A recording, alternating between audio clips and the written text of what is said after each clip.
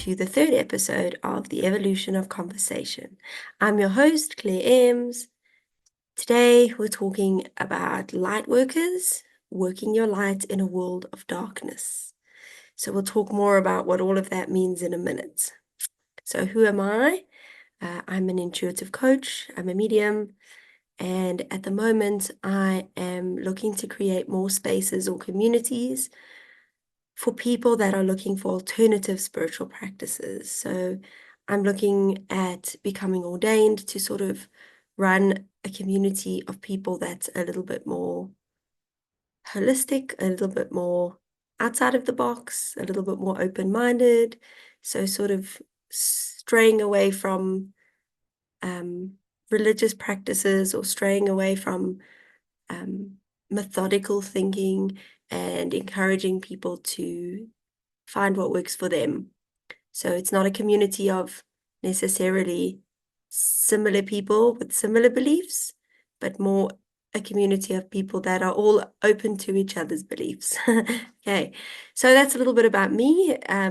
There's more to me than just that. I don't really like having labels or titles of what I do and who I am, but it's a little bit just to explain who I am and what I do.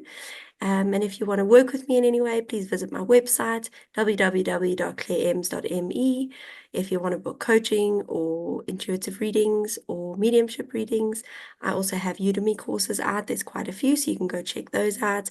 And I do have one self-published book, and the second is coming out soon.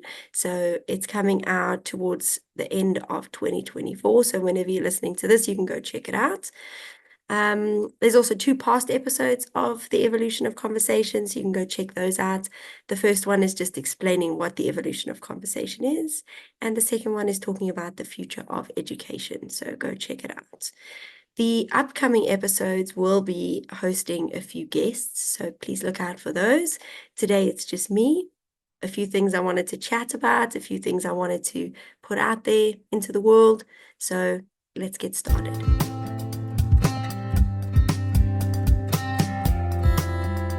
Okay, so let's really dig into this title a little bit. So lightworkers, what's a lightworker? It's a word that I don't really use often, but it's one that I use when I post stuff just because I feel like it kind of sums up who I am and who I like working with. But there's lots of other names that you can use. I said before, I don't really like titles, but sometimes they're necessary so people know what we're talking about. But lightworkers, healers, spiritual teachers, spiritual leaders, spiritual guides, anything along those lines, people who are wanting to do things differently, whether it's spiritual or not. I feel like a lot of the work tends to the spiritual, even if it's parent coaching, even if it's teaching, even if it's business coaching, I feel like we're spiritual beings, so we can't get away from that, but that's my opinion anyway. So yeah, that for me is what light workers are. People who are shifting the narrative, trying to shift perspectives, trying to think outside the box, trying to do things differently. Now, why have I said working your light in a world of darkness? So working your light for me is showing people who you are, truly. Shining your light so brightly that people have no doubt about who you are and what you do and why you do it. And the reason I added in a world of darkness is because a lot of us are hiding. The darkness for me here is not good and evil. It's not the old school thinking of right and wrong. It's the new way of looking at darkness as something that is in all of us. Parts of ourselves that we keep hidden, parts of ourselves we wish we could shine brighter, spaces where we feel more comfortable. So like hiding ourselves behind people or behind a persona that makes us feel more comfortable. And today we're talking about how can we show that around people who are struggling to do the same. So authenticity gets thrown around a lot. A lot of people like to talk about how authentic people are and how truly authentic are we being? How can we really label someone authentic if we don't know them, like deep down to their core? Can you really know someone deep down to their core? Do we know ourselves deep down to our core? And how do we know if we're being authentic, if we're shining our light? So those are just a few questions. I don't always have answers. I'm speaking just to try and to try and get this topic started and see where it's taking us. So some of the words I've put here in terms of working our light or shining our light, some of the things that would be labeled as that would be showing up in public or online, like social media, speaking out about what we really believe in, whether it's with our family, our friends, our communities, our social media followers, whatever it is, and then standing in our true power. So are we standing in who we feel we're meant to be and allowing ourselves to grow through the fear, grow through the pain, grow through the hurt in order to stand tall and say, you know what? I get that this is hard, but I'm going to keep doing it. And there's no judgment here. That's something I also wanted to add. There's no judgment for people who feel comfortable in their comfort zone, who don't want to shine their lights, because I don't always want to. So more recently, actually not even just recently, throughout my whole journey, since sort of shifting my path like about 7, 8 years ago, many people have said that they feel encouraged by me speaking out or by me showing up as who I am and being fully authentic. But what people don't know a lot of the time is that it's been difficult every single time. So what started out as speaking out about conscious parenting and led to where I am now started out really difficult. So I had come out of a traditional teaching role in a traditional school where things were seen a certain way. And then I moved into the parent coaching and I started making shifts in my own life. And they weren't even all fully made. I mean, there were still things I was trying to figure out. But I wanted to speak about it because I could see how much it could help parents and how much it could help children. And I did receive some backlash. And sure, the backlash was a few people. The support was a lot of people, but I stuck with the backlash. I stuck with the people who spoke badly about me, who sort of questioned where I was going with it, who made me out to be a villain. It sounds so dramatic, and it wasn't dramatic. It was for me. A lot of people would have said so, just ignore them. But I found it incredibly difficult, and I'll speak more about that later. So there was that, and then the conscious parenting grew, and I started doing reparenting work and inner child work with people. And people started questioning that. And it also only took 1 or 2 people to question it, and I would go back in my shell again, terrified. I didn't want people to judge me. I didn't want people to hate me. And maybe they didn't, but that's how I was perceiving it, and it was really difficult. And then I remember in 2021, I released my first book, my only book that's now released. There's another one coming. And it was so hard. And for the people looking, so like I did a book launch, an online book launch, and quite a lot of people who I know supported me, my family, my friends, they were all there. And it felt so great. But I remember leaving the book launch, like we logged off and I sat down and I felt terrible. I felt sick. I kind of felt it like it was an out of body experience. It didn't even feel like me. I was like, I don't know if I feel comfortable showing up as somebody who doesn't feel like me. And I guess that was a stage where I started to figure out that I don't always show up as me. I think I started figuring that out as a kid, but you know how it is over the years. You unpeel the layers and you unpeel the layers. And that was a big one for me because releasing the book was showing people who I was deep down. It's vulnerable. I shared stories that I hadn't told anyone, and now people were going to read it. And I remember a few people sending me messages afterwards and being like, I can't wait to read your book. And I was like, oh my gosh, that person can't read my book. I didn't think this through. I don't want them to read it. But I had to just surrender over and over again and be like, it's okay. It's okay. This is what it is. This is why we did it. I didn't do it for praise and like to be somebody. I did it because I wanted to finally just speak my truth. But it was so hard. And I still feel like it's hard. I have the book next to my bed on my bedside table. And often when I look at it, I feel those uncomfortable feelings coming up where I'm like, why did I do that? Oh my gosh, why did I do that? Okay. And that speaks into what we're talking about today, working your light in a world of darkness. I spoke my truth. Did everybody like it? Probably not. Did everyone agree with it? Probably not. Should I have shared as much as I shared? I don't know. I don't know. There's lots of things I've looked into since. Like I've done a lot of inner work about why I released that book. And I will continue to do inner work about why I do these things. Why am I doing a podcast? So the intention for this podcast today is to shine my light a little brighter and to show people a little bit more of who I am. And I guess that feels good too. And maybe like once I've released it, I'm going to feel like, why did I do this? I shouldn't have done it. So maybe you can relate to that. If you're somebody who wants to speak a little louder, speak a little bit more truth instead of going along with the crowd, it's not always easy. And sometimes it's 10 steps forward or 2 steps forward and 10 steps back, should I say. And it feels like it's taking so long to get there, but yet we take the steps, we take the leaps. Sometimes we take a tiny snail slither, whatever you call it, whatever a snail does, like a little streak of snailness, and that's okay.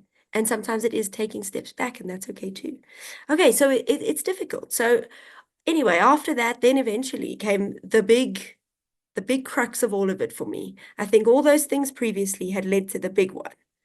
When I started discovering, and I say discover, and actually not discovering, when I started unpeeling the intuitive work and the mediumship work, when I started realizing, you know what, this has always been me, and I just wasn't opening my eyes to it. And I started embracing mediumship, and I started connecting with spirit in a different way.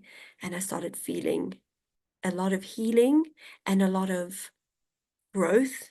And I started wanting to speak to people about it, but I was terrified because I grew up in a Catholic religion, in a Catholic family. And although now I see a lot of people who grew up fundamental or other religions where it's really strict and the fear of hell is put into people, I didn't have that, which I'm grateful for. My mom made sure that religion was not going to be scary. We weren't going to be fearing evil and death and darkness. But yet, obviously, in every religion, there are limiting beliefs. There are things that are put on us without even knowing. And there were those questions of should I, shouldn't I, should I, shouldn't I? I remember there was a time when I was young, I started meditating when I was about 13 years old. I learned about meditation at a Catholic retreat. Irony. And I loved meditating. When I started, I was like, this is something I should have been doing since I was born. It sounds dramatic. I loved it so much because it allowed me to finally connect with myself and with God in a way that I had never done before, because no longer was anybody else involved. It was just me and God. And it felt good and it felt safe, but it felt connecting, it like connected to my creative side, my imagination, and it allowed me just to tap in so much deeper. But I remember speaking to people and certain people saying to me, be careful. You don't know what you're opening yourself up to when you meditate. And me being like, what? Like, I think that was the start of it, where I was like, you don't even know what I'm experiencing. How can you warn me about something that I know is good, that I know is pure? Because I can feel it, because it's the same as when I'm in church. I have felt that feeling in church. I've felt connected in church, but I feel it more at home because I'm safer. I'm not around other people. Anyway, fast forward a little bit, and obviously then I was digging into my mediumship work more. I discovered I could connect with people who had passed. I could connect to angels and guides, which has been a journey. It didn't just happen all at once. It's been a journey of about, I'd say, 4 years as of now, as of this episode being recorded. And once I started speaking out about it, ooh, surprise, surprise, I got backlash. I got fear. I got people reaching out and saying, what are you doing? And the hurtful stuff that I felt. And I know that people have good intentions. I know that. No one came from a place of hate when they came to speak to me or send me a message. It was all from a place of care and a place of love. But the things they said caused hurt. They didn't mean it, but it did.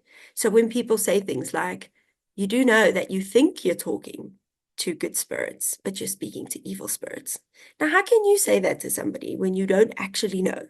Are you with me in those interactions? Have you experienced them? Have you felt the deep love and the deep peace that I feel when I am connecting? that everyone can do, actually, if we take away the fear?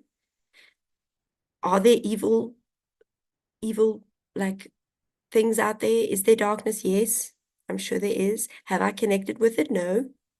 I have such a strong foundation in Christianity and Catholicism that I have always learned things to keep myself protected from darkness or from and I see it differently now, and I'm not going to go into that today because we're talking about shining our light. But there was a lot of fear. There was a lot of talk of evil. And I know, and in a scary way, I cannot prove to those people that it's not that, because they will always have something to say about why it is, because that's how it is. Like, I could always have a reason as to why what they do is wrong, and they will always have a reason as to why it's right. We will both always like be at loggerheads. We will both always have different opinions, and that's okay. I never want someone to agree with me. I just don't want you to tell me to stop doing what I'm doing. So that's where all of it sort of came up, and that in my life, how the fear came up and how the hurtful stuff came up, that caused me to want to shut down, caused me to want to go into my shell and just be quiet. A lot of the times, and this is something I'm going to share, and maybe you listening, and this has happened to you from me. Like, maybe I came to you with a reading. I try very much to work with integrity. I don't want to go to people and say, hey, I have a reading for you. But sometimes spirit is so strong that I want to speak to people because I know that the message that comes through can bring clarity, it can bring healing, it can bring peace. That's the whole reason I do this. The intention is always from a place of love. But I have given readings to people and then heard nothing back many times. And it's not that person's fault. They don't have to speak, about it to me. I hope that what I've given gave them enough peace that they could get out of it what they needed to.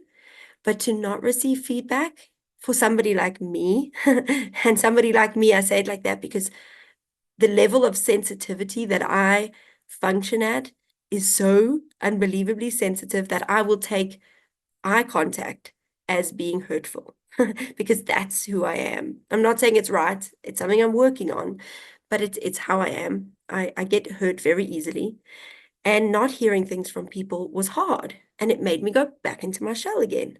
Okay, so let's talk about it. So what the question there was, like, why is it so hard to speak out? Okay, so fear of judgment, fear of being labeled as something that you're not, fear of being persecuted. And that's a big word, persecuted. Like, how can you be persecuted in 2024? So let's talk about how you can be persecuted in 2024. Social media. It takes 5 seconds for someone to say, you're an evil witch. It takes 5 seconds for someone to say, you don't know what you're doing. Luckily, I haven't had a lot of this on social media. I have learned to actually use my energy in a way that when I post, I no longer get that feedback. I have had it in the past, and I've learned I block people and I stay away from it, and it hasn't been so much of a problem, which has been good. But it is something that feels very persecuting. People's words can cut deep, and specifically with people who are light workers and healers, and a lot of us are really, really sensitive emotionally. So many people might think these things are woo-woo or crazy or out there. You know what? Then it's not for you. I feel like the message from me is always, you do you, I do me. If what I'm doing is hurting you, then I will stop.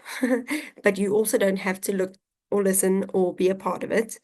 If what you're doing is hurting me, please stop. So it's like, you live your truth, I live my truth. They don't have to coincide. You don't have to be a part of my life. And that's what boundaries are. That's what boundaries are for. If people are uncomfortable with what somebody's doing, you don't have to be a part of it. But you don't have to go in and try and persecute people. Okay. So that brings up another thing that might be interesting for people who are listening, that are healers or that are trying to do work that is changing people's mindsets, that our past life fears often come up, and people will maybe say that past life stuff isn't real, or that's fine. Let me talk about my experience. You don't have to believe it, but maybe it's true for you. Maybe it's not. That's fine. I have had many past life experiences now that I never expected to have. If you'd asked me 5 years ago if I believed in past lives, I would have told you no. I would have told you it's rubbish. And then along my journey, I've been introduced to certain things in a really loving and really beautiful way from spirit, from angels, from guides. And it's brought up memories that I have not had in this lifetime. Memories that were vivid and clear and not linked to anything I've ever seen before. And many of those memories showed past lives. I won't go into detail now, but that might be for another episode. Shows past lives where persecution was real. So in the past, where people were, so healers and light workers were actually killed and hurt physically for these beliefs or for these practices or whatever they were doing. And what happens then is we show up in this lifetime with that fear. I know I have. I know that I still feel a lot of fear about the work that I do. I feel that people are going to hate me. Hate is a word that comes up for me often. I have past life memories of gangs, or like, not gangs is the wrong word, like hordes of people shouting abusive things at me, swearing at me, spitting on me. It sounds ridiculous. And yet, who is the one person who was persecuted for living in a way that was different to everybody else? And I'll bring it back to Jesus. So if we look at Jesus, like, how persecuted was Jesus? How did that feel to be told who you are is a lie, or who you are is against what we believe in? And people were hateful towards him, when many of us know, if that's the belief that you follow, that Jesus came here with one wish, one intention: to spread more love, to spread more acceptance, to spread more openness. And that's exactly what many of us are here to do now. Now, I'm not saying we're Jesus. I mean, it doesn't have to go so deep. I'm not Jesus. I'm not here to be Jesus. But I'm saying, like, we're here to spread more light. We're here, and there's more of us. There are thousands, millions of people trying to spread this light, but we are shot down and we are not believed and we are persecuted, and it makes it so much harder. So that leads to my next question. Why do this if it's so hard? If it's so difficult to shine our light, why should we do it? And my only answer is that the consciousness of the world is shifting. The energy around us is shifting. We've seen it. COVID happened. People are changing. If you look around the world, it doesn't just have to be spiritually. If we look around the world, communities are changing. Acceptance is becoming more common in LGBTQ communities, which is something a lot of you, if you know me, you know I'm passionate about. My upcoming book has an LGBTQ theme because I am so passionate about people being allowed to show up as who they are. And I don't give a damn if you don't believe it.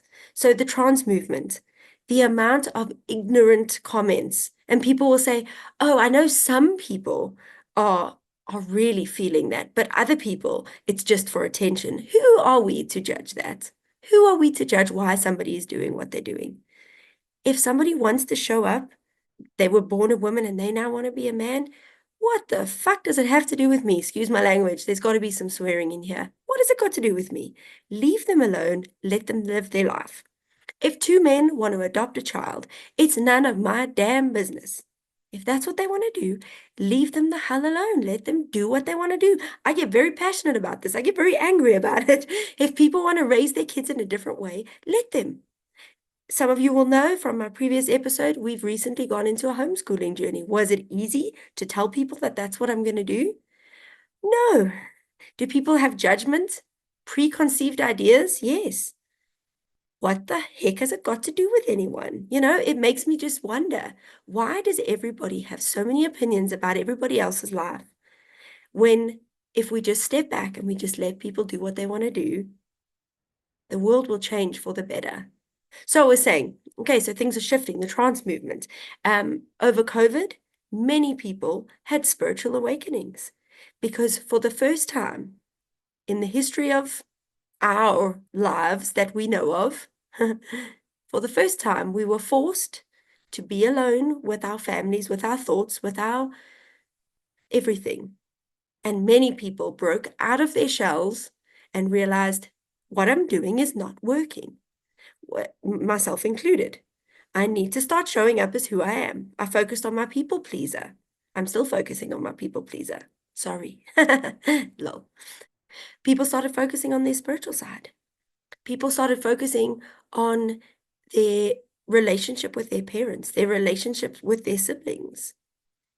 People got divorced. People found new partners. It was a time of transformation, and it has continued into where we are now. So at the moment, September 2024, not only is it spring in my part of the world, but it's a time of growth, and it's a time of opening up and rising up and showing people who we are, no matter who you are, showing who you are. There's something I wanted to say. I feel I'm coming to the end of the episode, but there's something I wanted to say that happens so often, and maybe you've seen it, maybe you've been on one side of it or the other side of it. When you look at a person, or a person looks at you and says, my gosh, that person has changed so much. I feel like I don't even know them anymore. I will bet you, not in money, because that's not safe. I will bet you that those people were like that all along, somewhere deeply, deeply inside, whether good or bad. So if somebody's showing up and there is a lot of hurt and there's a lot of wounding, and they're showing up as somebody that you don't like anymore, that was in there and they didn't know how to bring it out. Maybe somebody's showing up, like maybe people look at me now and go, wow, she was such a good child at school, I mean, I don't know if that's what people thought, but she played by the rules. Who would have thought? Behind all of that, she was a medium. Ooh, but you know what? Spoiler alert, I've always been one. I just didn't talk about it. I didn't even acknowledge it myself most of the time. But I was getting messages from Spirit constantly. I knew I was talking to my grandparents. No one had to tell me, it just happened. I spoke to them all the time. I didn't really think of it as a thing. And then when I started feeling scared, I shut it down a little bit as I got older, which many people do. And then what's the word? I discovered it again. I acknowledged it again, and I started using it again. And then I went deeper into the journey, and I started finding more beauty in it. But along that whole journey, I had to try and shine my light, and I had to go back in and shine my light and go back in and shine my light and go back in. And now I feel like today is a day that I want to shine it, because I've had a difficult year for many reasons. I have felt like I went back into my shell again, and it was necessary. I needed to go back in to learn a little bit more about me, to figure out what I want for me and my family and my relationships and my work and my spirituality and blah, blah, blah, blah, blah. And I've realized that now, today, and this month, I'm ready to come out again and be like, hey, this is me again. Have I changed? No, I haven't. I'm just being more of myself. So for those of you who look at someone and say, jeepers, that person's changed, maybe they're just being more of themselves. And can you allow that? Can you accept them for who they are? Because at the end of the day, whether it's your child, whether it's your parent, whether it's your spouse, whether it's your friend, whether it's a stranger, can we, for the love of all that is good and pure, just accept people for who they are and worry about ourselves? And if you are somebody who wants to shine a little brighter, can you do it while giving yourself compassion? And, okay, this is the last thing I'm going to share then. This I didn't even write in my notes. Why is it so hard to show up? And instead of beating yourself up, can you look at that version of yourself that is hurting? So whether it's your inner child, whether it's your inner teenager, whether it's a past life version of yourself that is saying to you, I'm not ready to speak out. I'm scared and I need you to help me. And if that means never speaking out, so be it. That's fine.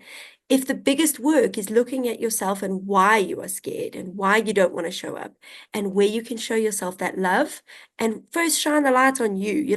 We're not here just to shine our light to help others. I feel like the journey starts with us. And even if we only ever start with us, that's fine. And it will ripple out to other people. I feel like I'm repeating myself, but I want to just drive the message home that the love starts with you. So I'll repeat it again in case I didn't say it properly, because sometimes I do that. If you're battling to shine your light in any way, whether it's work, whether it's in a relationship, whether it's on social media, whether it's in your business, whatever it is. Why do you think it's so hard? And instead of forcing yourself to do it, can you go in a little bit and say, what part of me is needing love?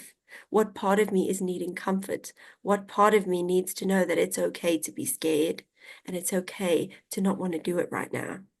And then can you find a way to move forward? Okay, so I didn't think I was going to punt, but now I'm going to punt. So I love coaching for when people feel this way.